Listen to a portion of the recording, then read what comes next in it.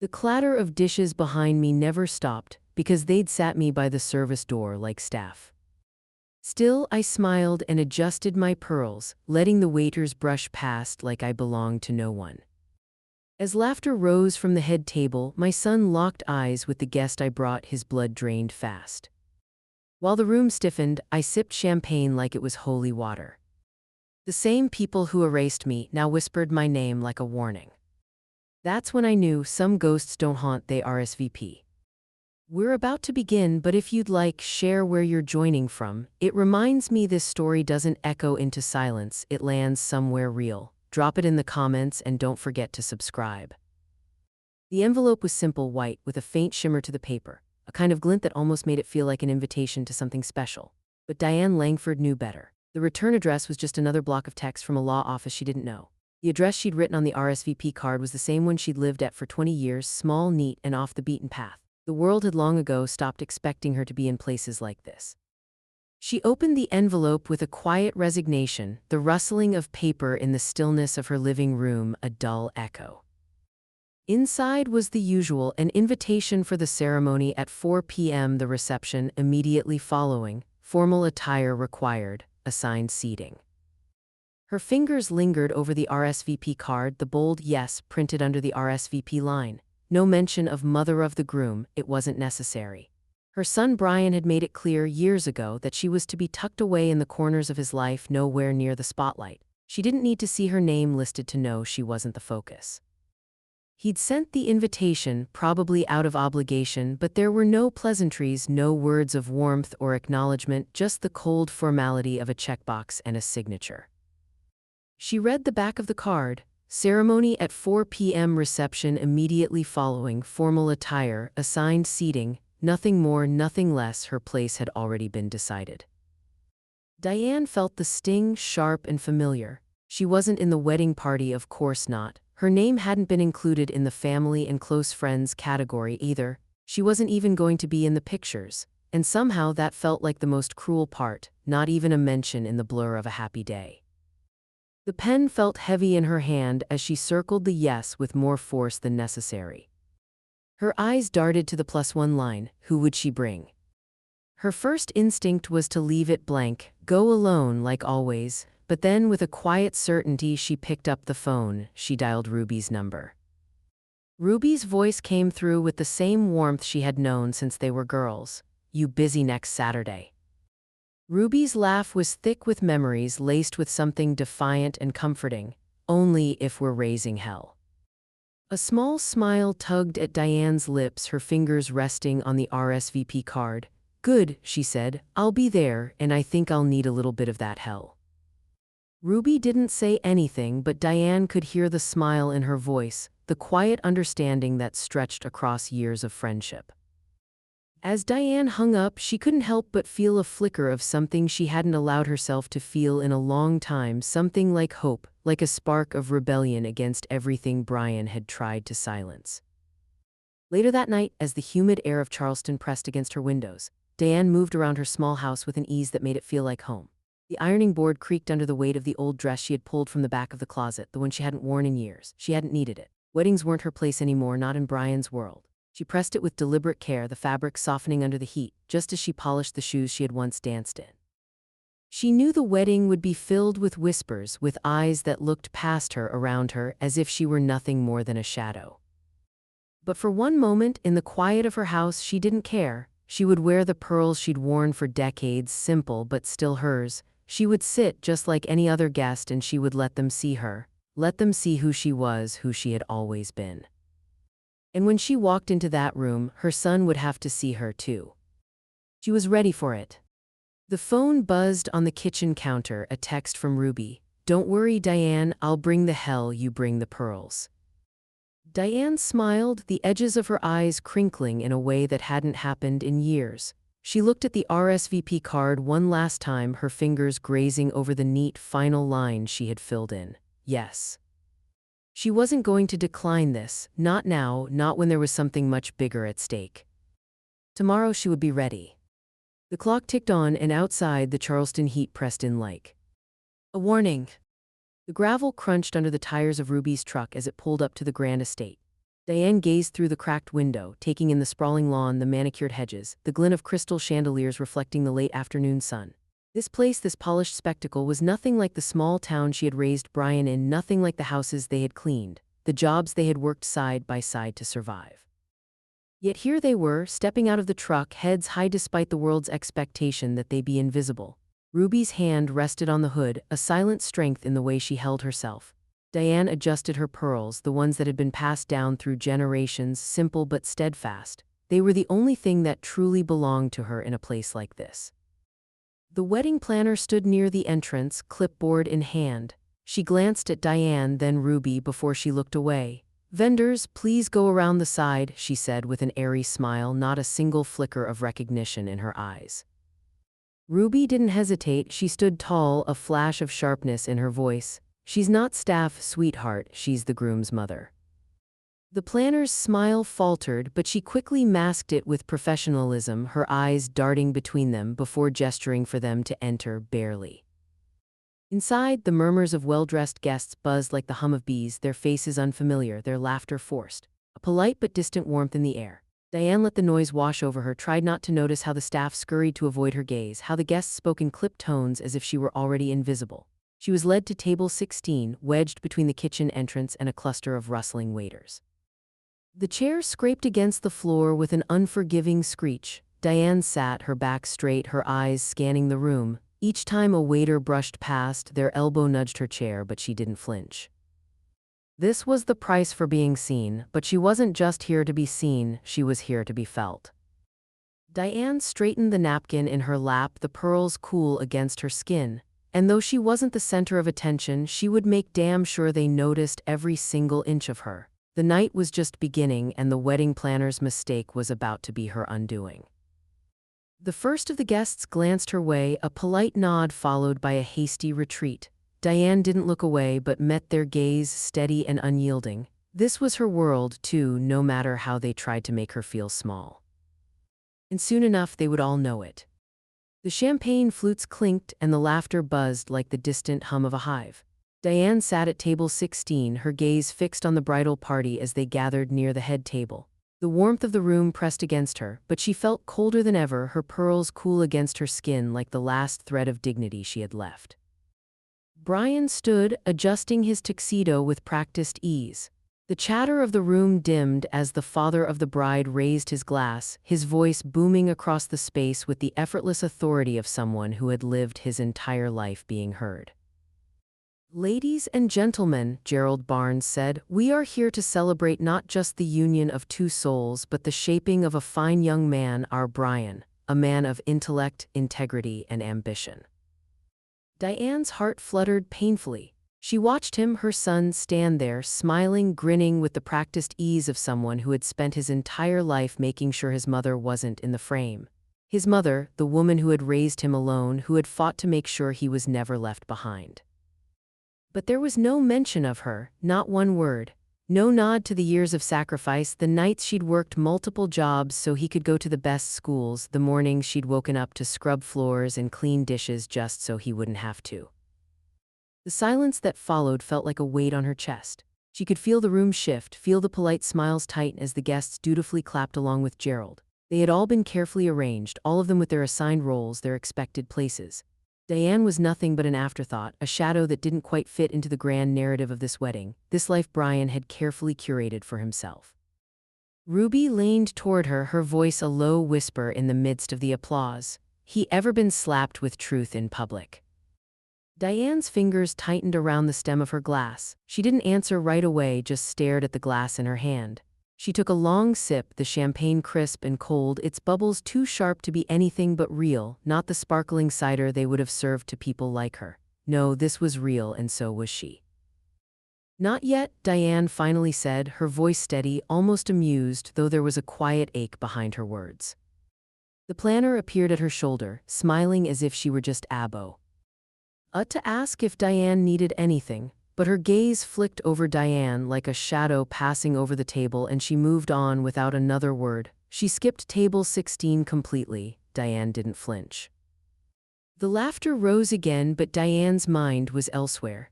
The laughter, the clinking glasses, the polite murmurs, they were all empty to her now, all of it.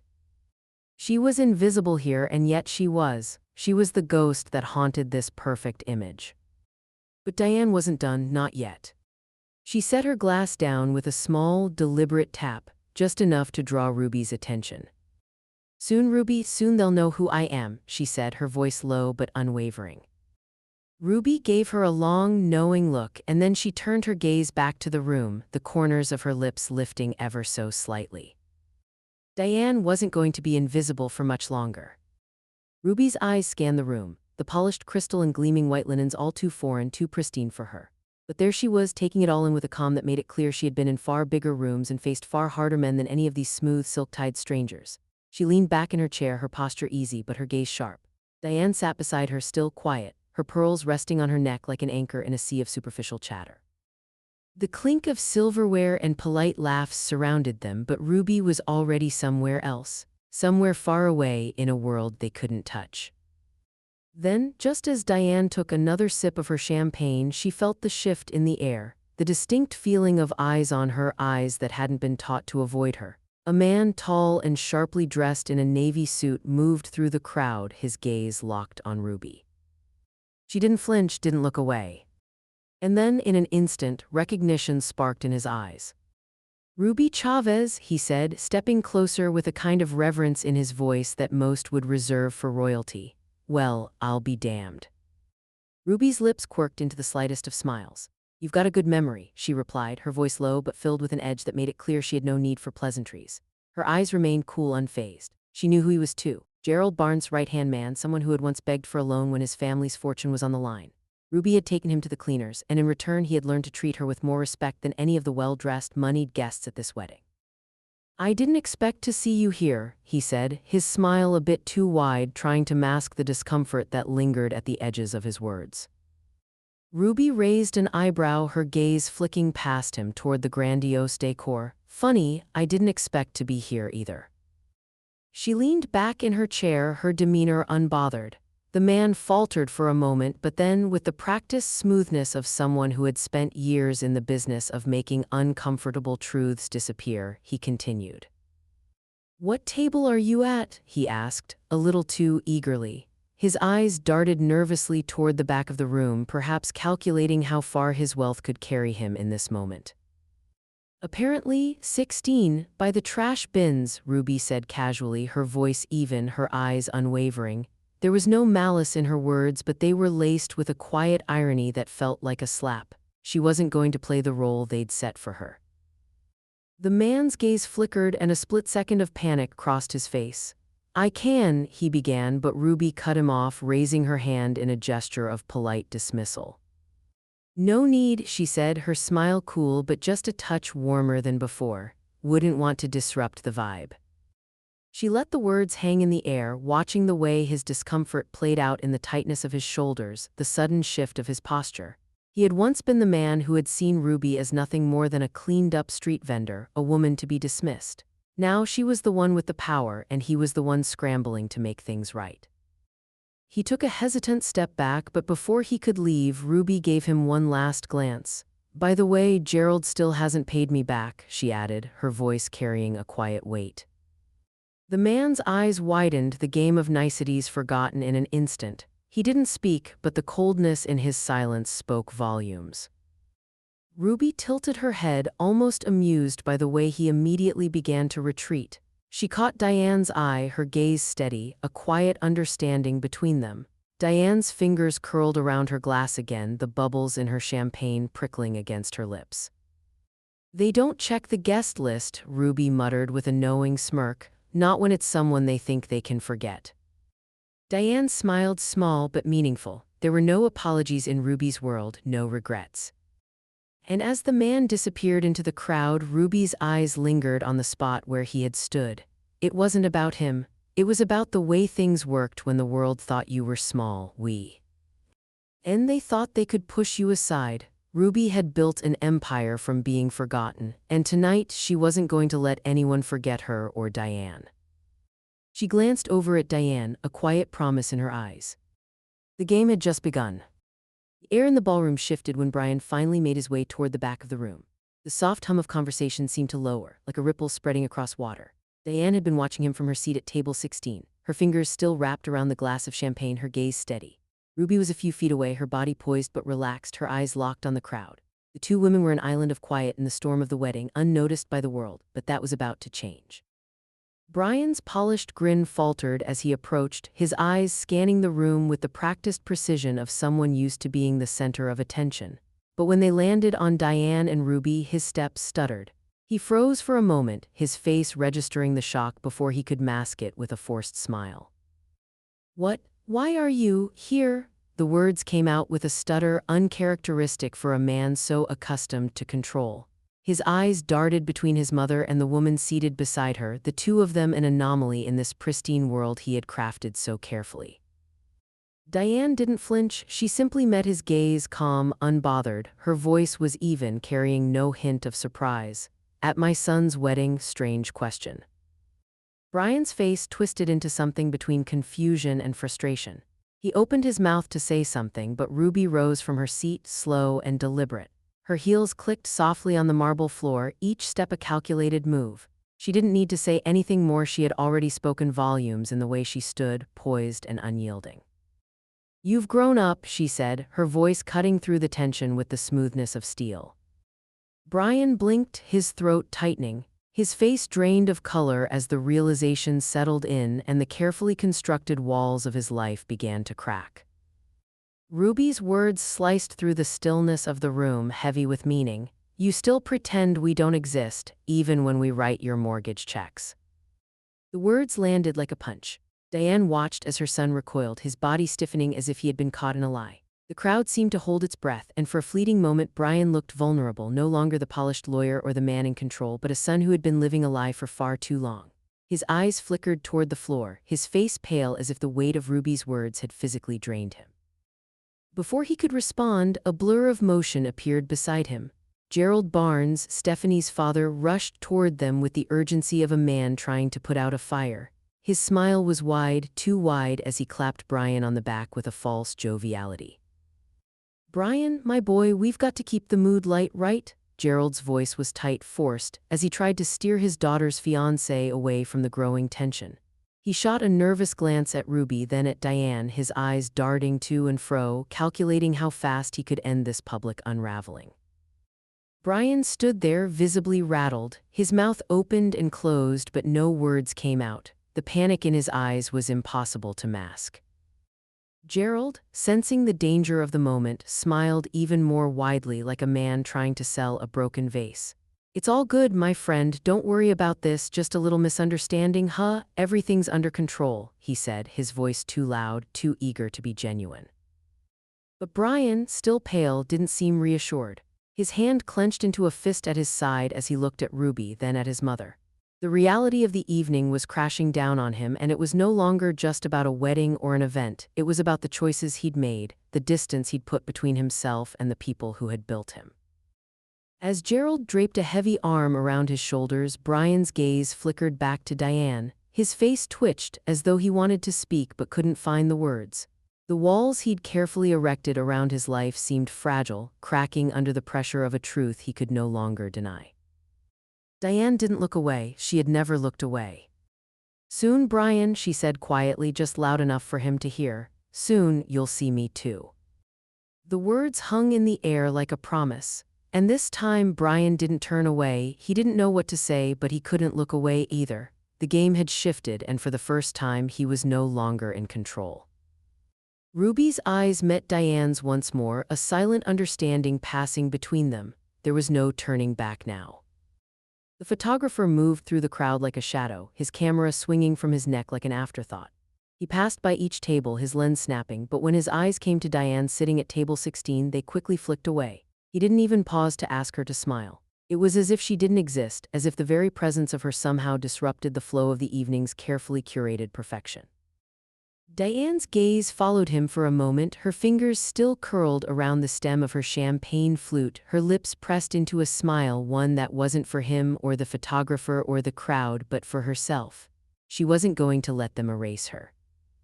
The photographer's next stop was at the head table, his lens aimed directly at the bride and groom, capturing the smiles of people who barely knew the truth about what had built them.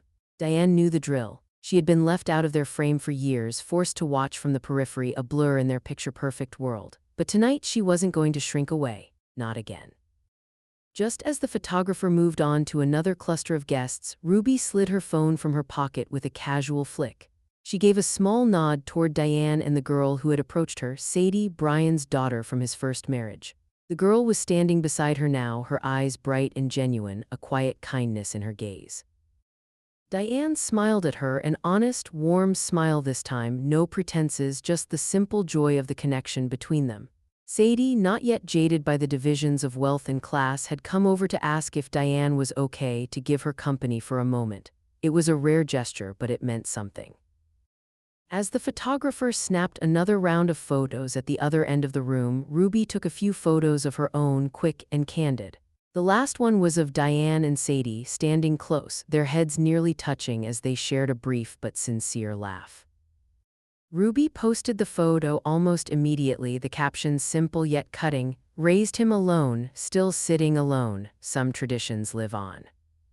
The moment it went live, the comments began rolling in. Ruby had a way of making the unseen seen. The photo caught the attention of several Charleston locals, people who knew the backstory, who remembered the past before Brian had begun to erase it all. Some people clicked like with a knowing smirk. Others shared the post, letting it ripple through the networks, letting it crack open the polished veneer of this high society wedding. Diane didn't see the flood of notifications, but she could feel the tension in the air shift as people checked their phones, murmured to each other, and stole glances her way. The quiet ripple of awareness had begun. Ruby slid her phone back into her pocket with a smile. "The world's about to know, Diane," she said quietly. "No more pretending." Diane nodded, her fingers running over her pearls, the coolness of the beads grounding her in this moment. She wasn't invisible anymore. She had never truly been.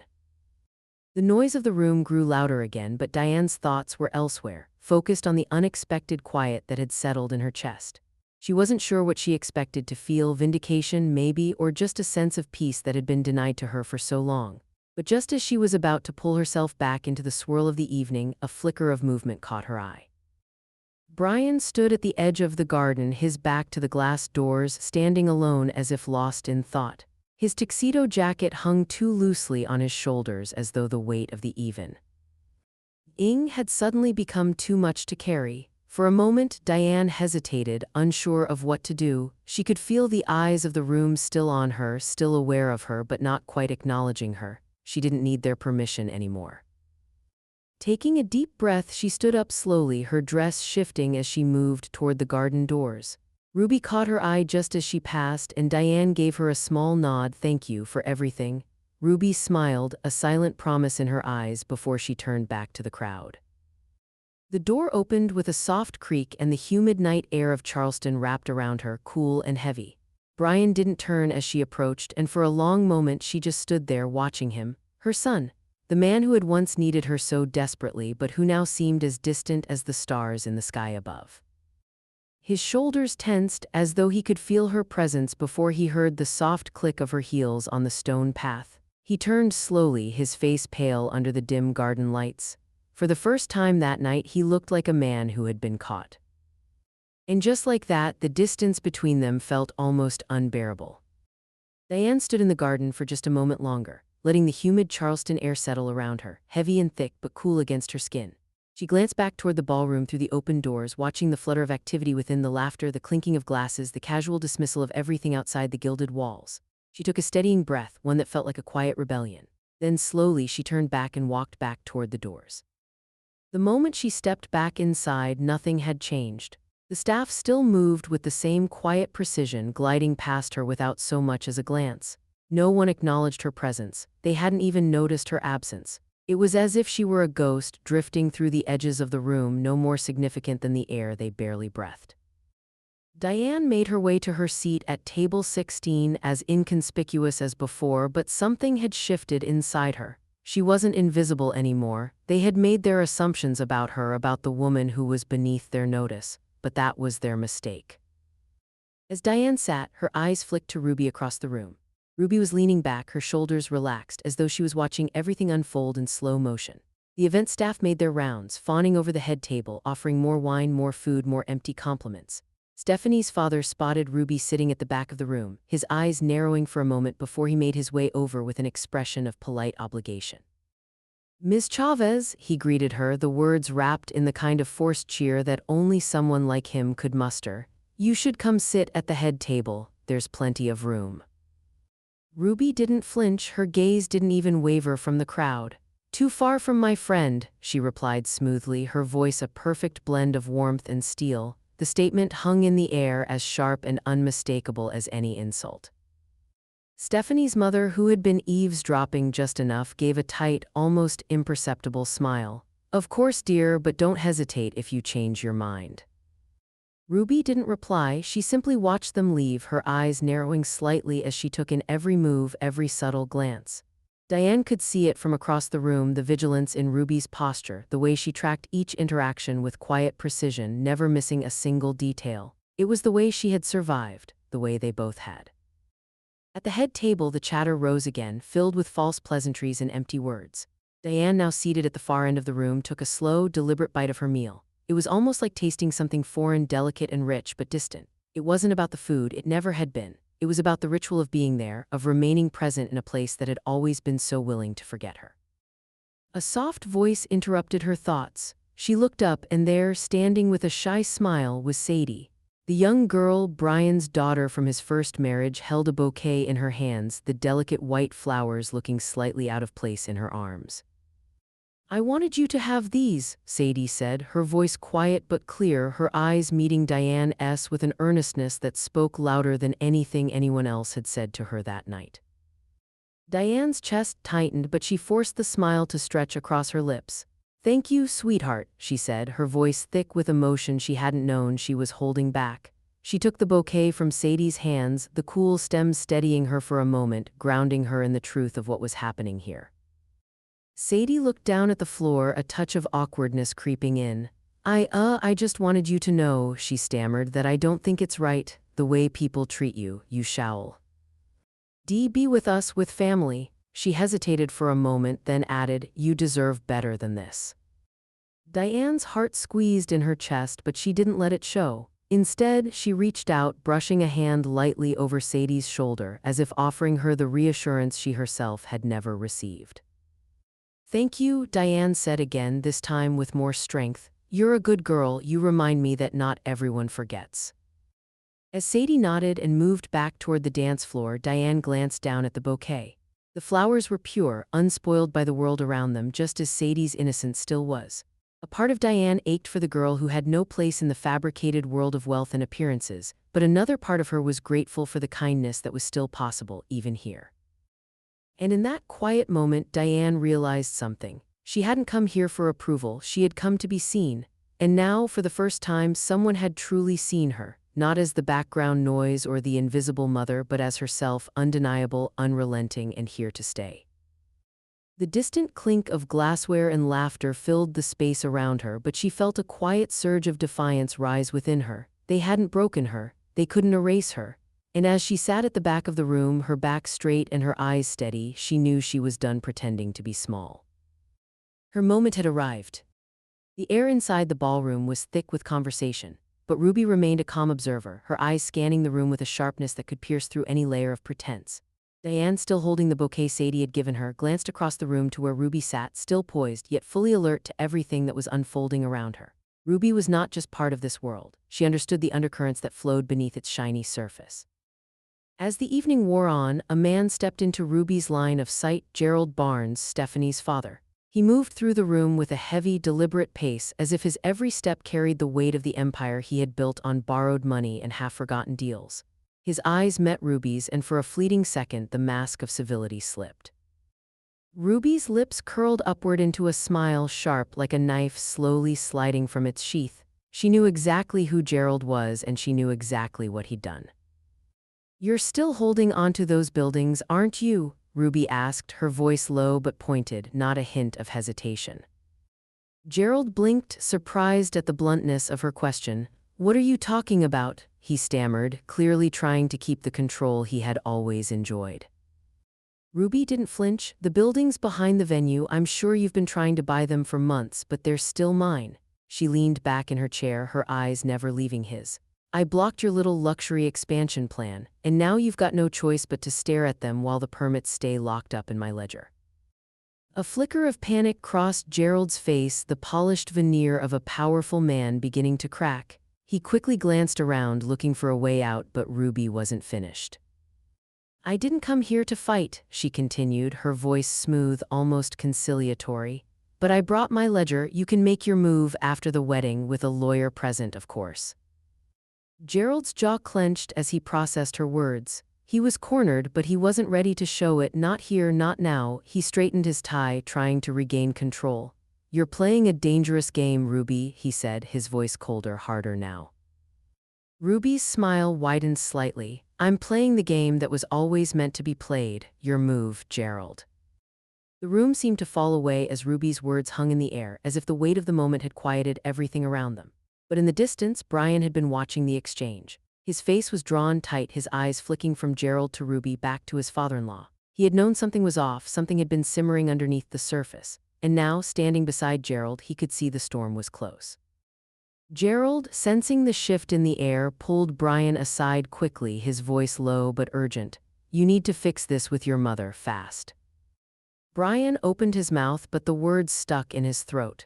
The tension that had been building all evening was reaching its breaking point, and he wasn't sure what to do with it. How could he fix this? How could he undo the years of distance he had placed between them, the years he had built an empire on forgetting where he came from? His eyes darted back to Ruby, still sitting at the back of the room, unfazed, watching him with a look that told him everything. She knew the game, and now he was playing it too. "Fix it," Gerald repeated, his voice colder now, impatient. Brian's heart pounded in his chest, but he didn't move immediately. Instead, he looked back at his mother, seated at table 16, her posture still as perfect and unyielding as it had been all night. She hadn't shrunk, she hadn't retreated, and for the first time he wondered if maybe, just maybe, he had underestimated her. Ruby's words echoed in his mind, "Soon you'll see me too." It was time, he didn't know how, but it was time.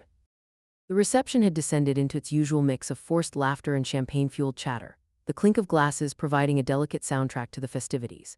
Guests swirled in their designer tuxedos and evening gowns, playing their parts with practiced ease, while Diane remained at the edges unnoticed, tucked into her seat at table 16. The joke from Stephanie's cousin rang out, sharp and dismissive, floating above the noise of polite conversation. "Brian's mom must be shy or vanished," he joked, his laughter a little too loud, his eyes scanning the room for others to join in. The others, too comfortable in their curated world, chuckled half-heartedly, their gaze quickly moving away as if to avoid acknowledging the awkward truth that lingered in the air. Diane's fingers tightened around her glass, but she didn't flinch. She was used to being invisible to them, too familiar with the sting of their casual disregard. But Ruby, sitting a few feet away, heard it all. She had been waiting for this moment. Without a word, Ruby stood up from her seat. The shift in the room was immediate, quiet, a murmur of confusion rippling through the guests. Diane, sensing what was about to happen, shot Ruby a glance, her heart skipping in her chest.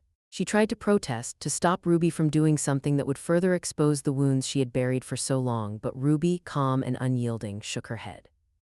"Let them hear it," Ruby said, her voice steady and unshakable. There was no hesitation, no doubt in her tone. She had come here for this.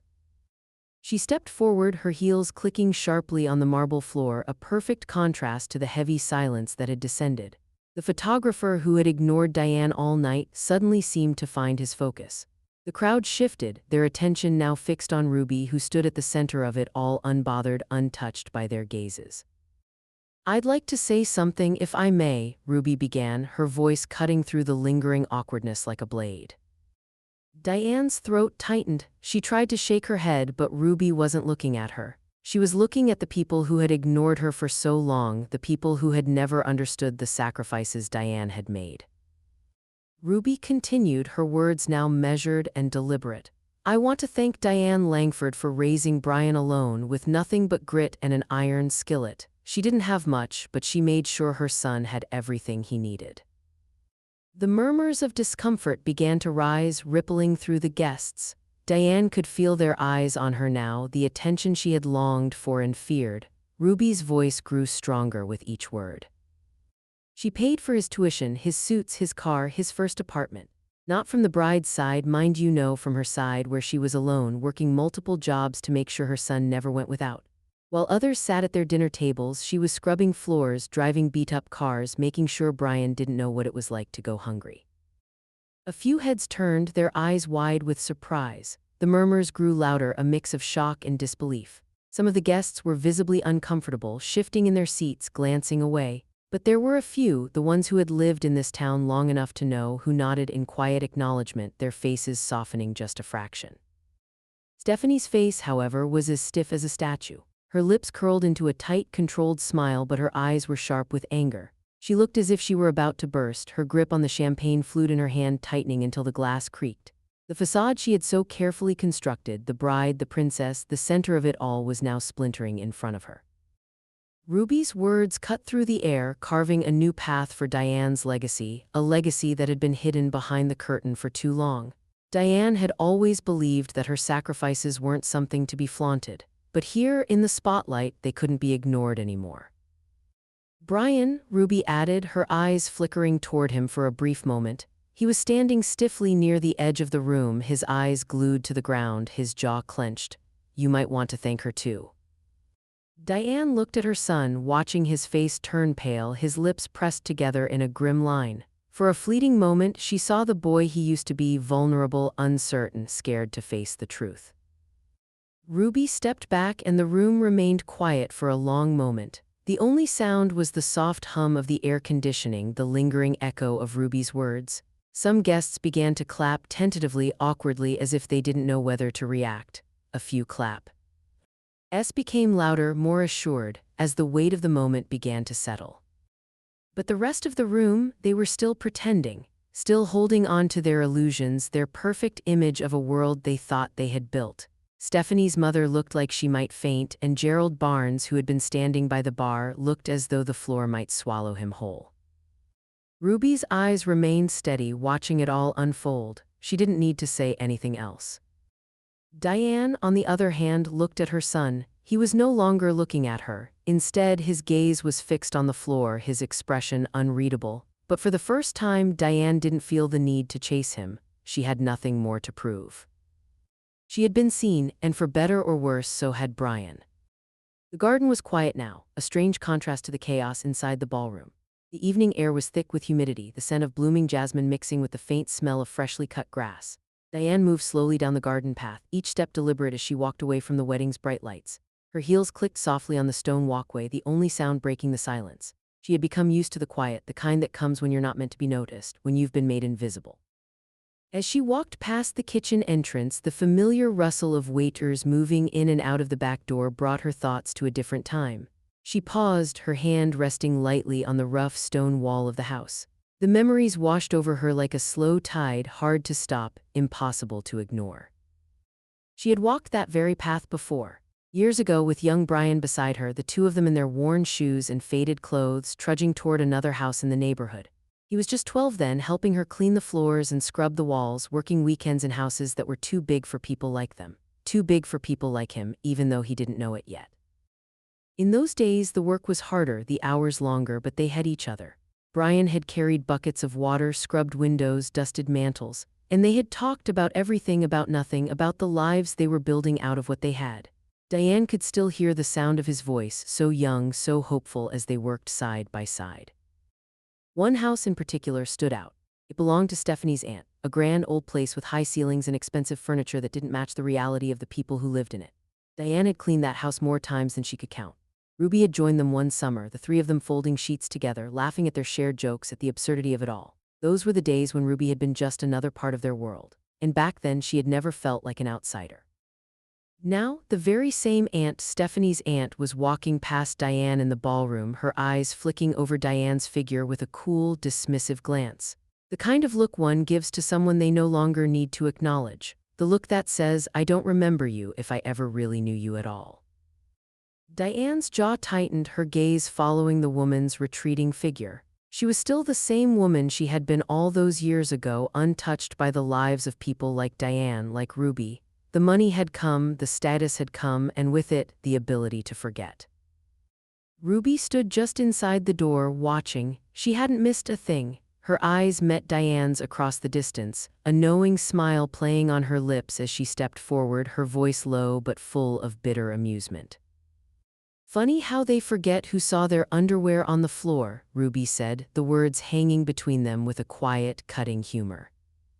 Diane didn't answer at first. She just stood there, watching the ant disappear further into the crowd, the ghosts of their pasts trailing behind her. The people who had once looked down on her, who had once turned their noses up at her and Ruby and the work they had done, were all the same. Nothing had really changed, except now they had forgotten the price of their success. But Diane hadn't forgotten, and neither had Ruby. It wasn't just the buildings behind the venue that spoke louder than money. It was the past, the truth of who had helped build this world, who had worked in the shadows, who had lifted it up from the dust. They couldn't erase that. They couldn't pretend it wasn't there. Diane's heart tightened, but the ache didn't have the same sting it used to. She didn't feel small anymore. She didn't feel like the woman who had been invisible for too long. And as Ruby's eyes met hers, she knew they were both in this together. They hadn't come to this place to be forgotten again. They had come to take back what was rightfully theirs. Diane turned slowly, her hand still resting on the stone, as if grounding herself in the weight of the moment. The evening was not over yet, not by a long shot. I sat at the small wooden desk, the glow of her laptop screen casting a soft light over her face as she reviewed the latest development proposal.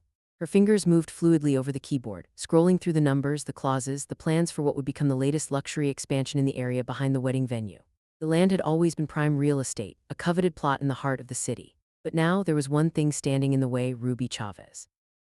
She leaned back in the chair, her mind already working through the specifics.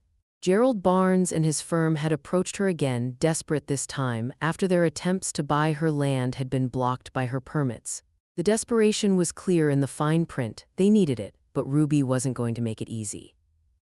She clicked open the email from Gerald's team, the proposal clear but tinged with an underlying tone of urgency. They were willing to meet her price, but only on their terms. Ruby shook her head, her lips curling into a half-smile of quiet amusement. The world they lived in, these people who thought their money could solve anything, had underestimated her for the last time. She drafted her response swiftly, no hesitation in her movements. 2 conditions. 1. A public apology to Diane Langford, the woman you've spent years ignoring and dismissing, for the disgrace you've put her through. 2. A scholarship in her name at Brian's prep school, acknowledging what she did, alone, to give him the education and the opportunities you've been too proud to recognize. She paused for a moment, her fingers hovering over the keys. This was the kind of power that Ruby held. She wasn't asking for something unreasonable. She was demanding the truth be acknowledged, even if it meant the collapse of their little empire. She hit send with a finality that echoed through the silence of her office. Then, with a calm sigh, she leaned back in her chair and crossed her arms. Soon enough, the reply came. It was exactly what she'd expected. Gerald balked, of course, demanding that the deal be renegotiated, pleading with her to reconsider. His firm couldn't afford to lose this opportunity. Not now. "Then the deal dies," Ruby had written back, her words simple and cold. She wasn't interested in their backpedaling. If they wanted what she had, they were going to pay for it, both with their wallets and with their pride. Ruby knew what this meant. It meant they'd have to swallow their pride, the ones who had so easily forgotten where they came from, the ones who thought they could bend the rules for their convenience. They would have to acknowledge the legacy they had tried so hard to erase. Just as Ruby was preparing to close her laptop, her phone buzzed on the desk. It was an unknown number, but she picked it up anyway. "Diane, darling," the voice on the other end said, smooth and dripping with condescension. "It's Stephanie's mother." Ruby sat up straighter, her hand tightening around the phone. "You're embarrassing yourself," Stephanie's mother continued, her voice flat though tinged with disdain. "You've made your point, now it's time to stop." Ruby didn't answer immediately. Instead, she glanced over at Diane's seat across the room, where she had been sitting all evening, silent, steady, unyielding. The old woman had no idea who she was dealing with. Finally, Ruby spoke, her voice sharp with finality. "No, dear, I just finally stopped playing along." She hung up the phone without waiting for a response, the sound of the receiver clicking back into place echoing in the quiet room. Ruby turned her gaze to the window, watching the storm clouds gather on the horizon. The night was far from over and the storm was only just beginning. Diane had stopped pretending, and now Ruby was going to make sure the world would never forget who they had tried to bury. The contract they thought they could win would soon be lost, but this time it wasn't just business, it was personal. The next morning, as the first light of day filtered through the thick curtains of her small apartment, Diane's phone buzzed on the nightstand. The headlines, when she finally read them, hit her like a wave, a force she hadn't seen coming but now couldn't ignore. The article with its bold headline spread like wildfire across local news outlets. Local developer faces backlash over controversial expansion, apology demanded from long-ignored mother of the groom. A photo of Diane and Ruby stood proudly next to the headline. It wasn't the carefully curated, filtered version of a family snapshot. No pearls, no polished veneer, just two women standing side by side outside the wedding venue, their faces full of unspoken stories. Their presence alone, a defiance, a reclamation, spoke volumes more than any smiling photograph could ever do. Diane's fingers tightened around her phone as she scrolled through the article, the details about the development deal, the blocked permits, and the scholarship in her name. She felt a small surge of satisfaction.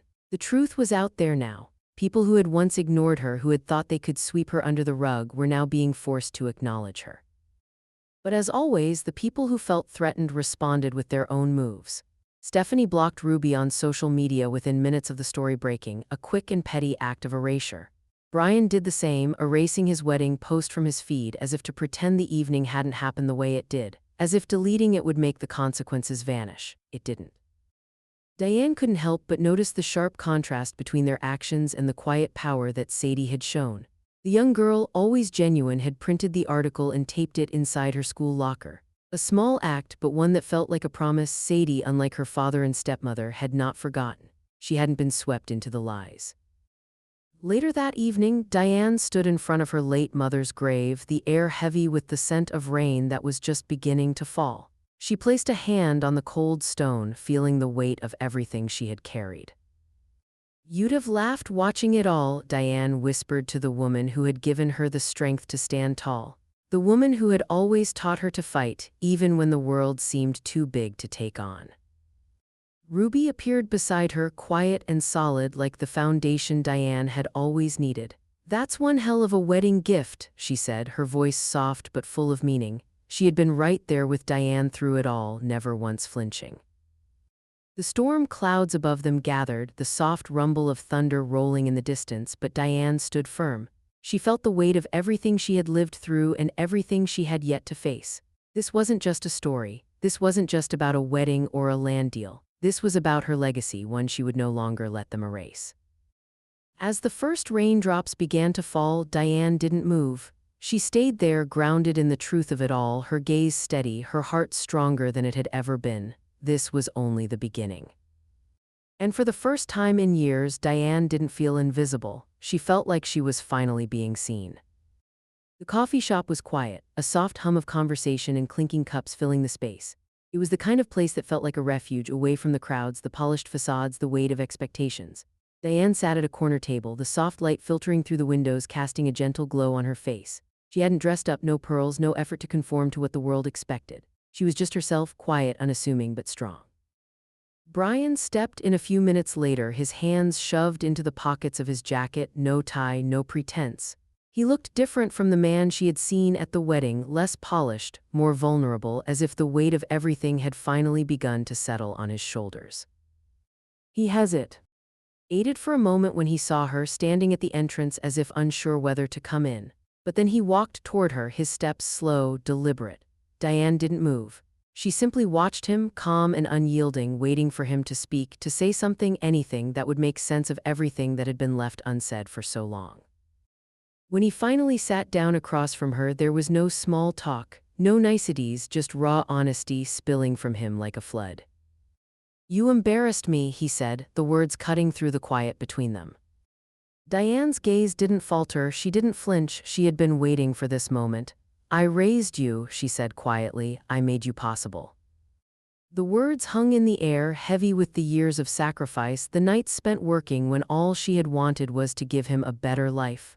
But Brian's face twisted, his eyes filled with something between guilt and frustration. "I didn't know how to fit you into that world," he confessed, his voice breaking, the facade finally cracking. Diane took a deep breath, letting the weight of his words settle around her. She had carried this pain for so long, but now, for the first time, it felt like it wasn't just hers to bear anymore. "You didn't have to," she said, her voice steady, almost calm. "I fit just fine, they just didn't know what seat to give me." For the first time in years, Brian's eyes softened. And for a brief moment, Diane saw the boy he used to be, the one who had needed her, the one who had been full of questions, full of hope. She could see now that he hadn't been ashamed of her all along, he had simply been afraid. Afraid to confront the truth of where he came from, afraid of the world he had tried to fit into, afraid of who he would be if he let himself see her for who she truly was. Diane reached into her bag and pulled out a small, weathered box. She slid it across the table toward him, watching as he hesitated before opening it.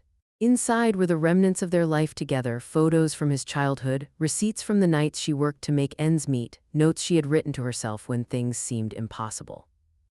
"This is what built your life," she said softly. "Not their tablecloths, not their perfect little world. These are the things that made you who you are." Brian's hands trembled slightly as he lifted the first photo from the box, his eyes scanning it. He didn't say anything for a long time, just looked at the memories that had been buried beneath the surface, things he had either forgotten or ignored in favor of the world he had chosen. After a long silence, he finally looked up at her, his face a mixture of pain and longing. "Do we fix this?" he asked, his voice small, almost fragile. Diane didn't hesitate. "That's your work now," she said, her voice quiet but firm. "I'm done pretending."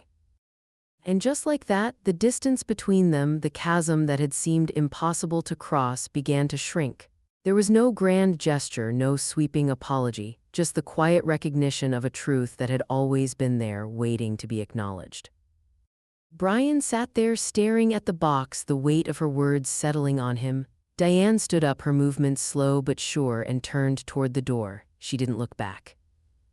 As she walked out of the coffee shop, the door chimed behind her, the sound soft but final. Diane felt the first real breath she had taken all day, like she was finally free, no longer trapped by the past, no longer invisible. The journey wasn't over, but for the first time, she knew she wasn't walking alone anymore. The gymnasium was filled with the quiet hum of anticipation, the air thick with the kind of reverence reserved for moments of transition. Students shuffled in their seats, some texting discreetly, others whispering amongst themselves. Diane sat in the front row, an unexpected guest in a place that had once been so foreign to her. No longer hidden in the back, no longer forgot. This time she was here by invitation. This time she had earned it.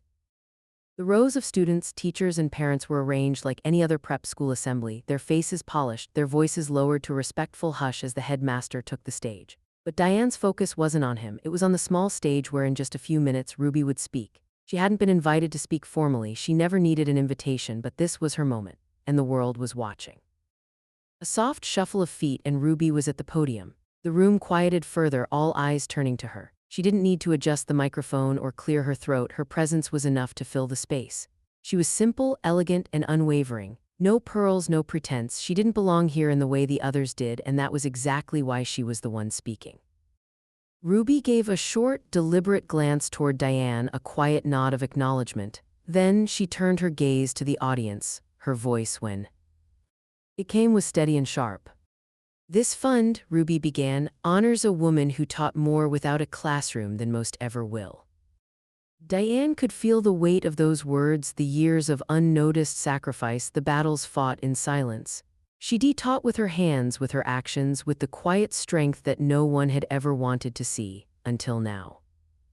Ruby continued, outlining the scholarship fund that had been set up in Diane's name, detailing the purpose of honoring the woman who had worked tirelessly for the education of a boy who had grown into a man who, for the longest time, hadn't known how to see her. The words weren't grandiose, but they didn't need to be. It wasn't about grandeur, it was about dignity. Ruby wasn't giving a speech for applause, she was giving a speech for truth. Diane sat there, her heart steady, her gaze unwavering. Brian was there, though he hadn't made a move to sit in the front with her. He was in the back, somewhere near the periphery, a stranger to this moment, to this new world that Diane was finally a part of.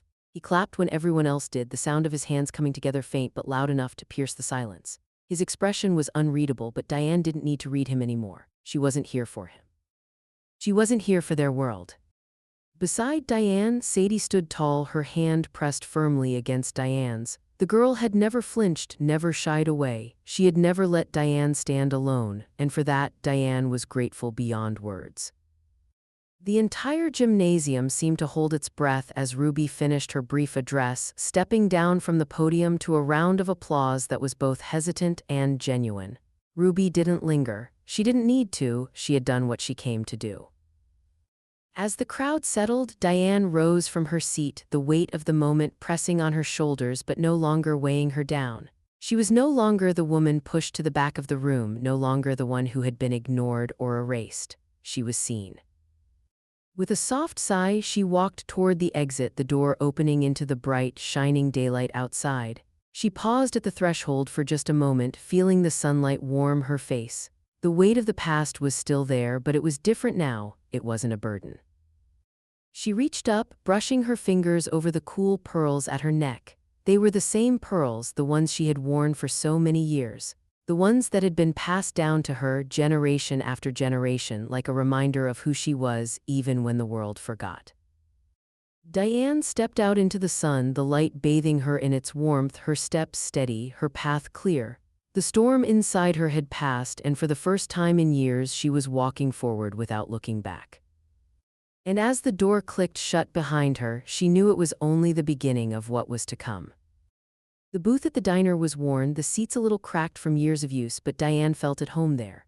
The low hum of quiet conversation surrounded them, the scent of fried okra and fresh coffee filling the air. There were no photographers here, no cameras flashing, no eyes that followed them with judgment or expectation. Just Ruby and Diane in the calm after the storm. Diane pushed the plate of fried okra toward Ruby, who immediately speared one with her fork and popped it into her mouth. "Nothing beats this," Ruby said, her voice laced with a rare softness. Diane smiled, watching the older woman take another bite. She was the kind of person who didn't need anything flashy to be content, just good food, good company, and the knowledge that she'd earned both in spades. Diane leaned back, her eyes scanning the small diner, letting herself relax for the first time in weeks. It was a simple pleasure, but it was enough. "Did you see the paper this morning?" Ruby asked, cutting through the comfortable silence. Diane's heart skipped a beat. She hadn't even needed to open the paper to know the story was out. It had gone viral. The headline still lingered in her mind: "Scholarship named after overlooked mother of the groom inspires applications." Diane nodded. "I saw it." "The damn thing's already gotten more attention than we expected," Ruby continued with a grin. "They've got a whole section dedicated to you and your legacy." Diane's smile was small but genuine. She wasn't used to this kind of attention, never had been, but for the first time it didn't feel like a burden. It felt like recognition. The world was seeing her not as an afterthought but as a force in her own right. The waitress brought over fresh cups of coffee, setting them down between them with a quiet, knowing look. She didn't say anything about the article. No one in the diner needed to.